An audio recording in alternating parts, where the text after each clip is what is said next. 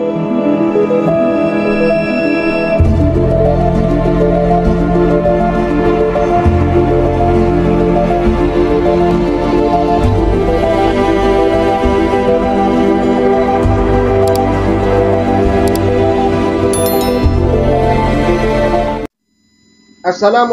warahmatullahi wabarakatuh. Alhamdulillah wassalatu wassalamu ala rasulillah amma ba'du. Bersyukur kepada Allah dengan mengucapkan Alhamdulillah. Berselawat kepada Rasulullah dengan mengucapkan Allahumma sholli ala Sayyidina Muhammad wa ala ali Sayyidina Muhammad. Materi kita pada kesempatan ini adalah latar belakang masalah penelitian.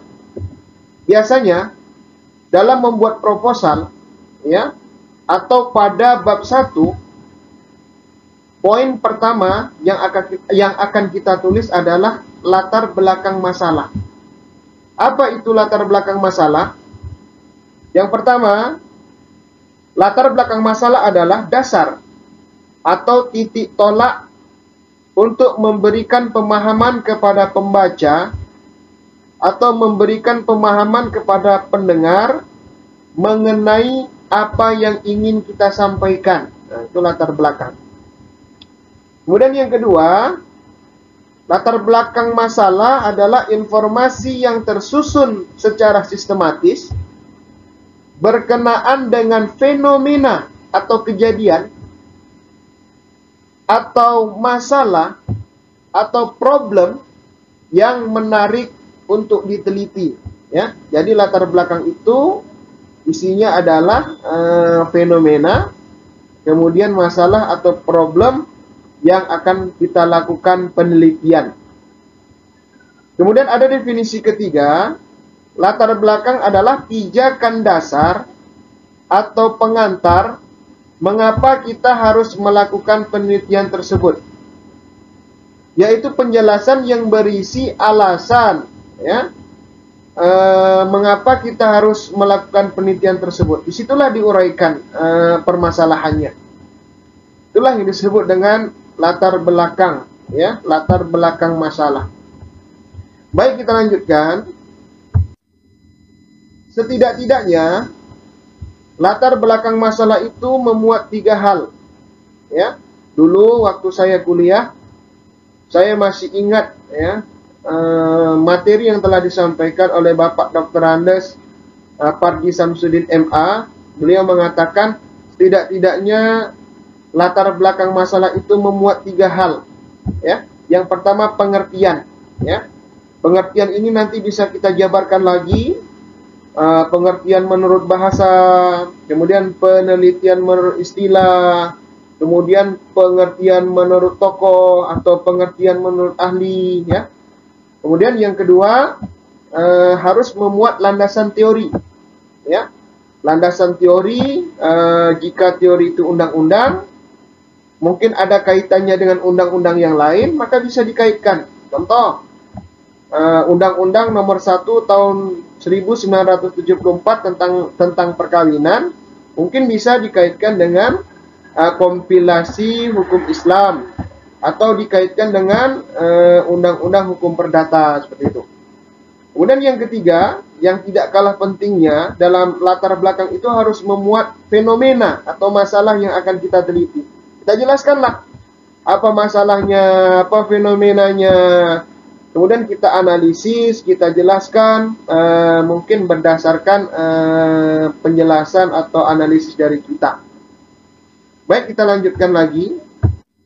Berikut ini adalah contoh, ya, contoh latar belakang yang kita buat ringkas saja. Judul penelitiannya adalah status anak di luar nikah, studi analisis putusan Mahkamah Konstitusi nomor 46 tahun 2010. Jadi di latar belakang kita muat yang pertama pengertian. Karena yang kita teliti adalah status anak di luar nikah, maka pengertian yang kita ambil adalah pengertian anak di luar nikah. Anak di luar nikah adalah anak yang dilahirkan oleh seseorang perempuan yang tidak memiliki ikatan perkawinan yang sah dengan laki-laki yang telah menghamili atau membenihkan anak di rahimnya. Di pengertian ini mungkin bisa kita tambah lagi pengertian anak di luar nikah menurut bahasa, pengertian anak di luar nikah menurut istilah, kemudian pengertian anak di luar nikah menurut ahli atau menurut tokoh, yang seperti itu. Jadi biar untuk memperbanyak halaman proposal kita nanti, ya. Yang kedua yang kita masukkan adalah teori.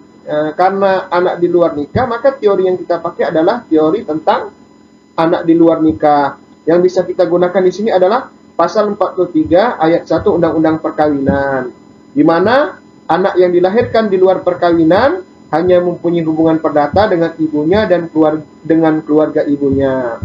Kemudian setelah pengertian, kemudian teori, kemudian yang ketiga baru kita masukkan masalahnya. Masalahnya di mana?